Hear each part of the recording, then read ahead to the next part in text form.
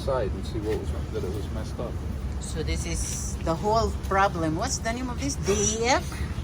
These are DEF filters. This bridge. That's a one box. So that whole box. how about this one? Those are the SCRs. That one is okay for right now. Yeah, it's But part of the this one is box. the problem of our truck.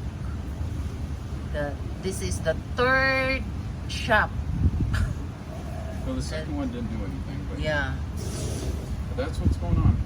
So The dealership couldn't find the second one. Don't find. This is the third shop. This is small shop that they knows what's going You on. like this stuff?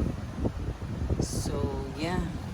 And the whole things of this one is $10,000. $10,000 if they fix, because this whole everything they change, they remove and they replace. Look at this.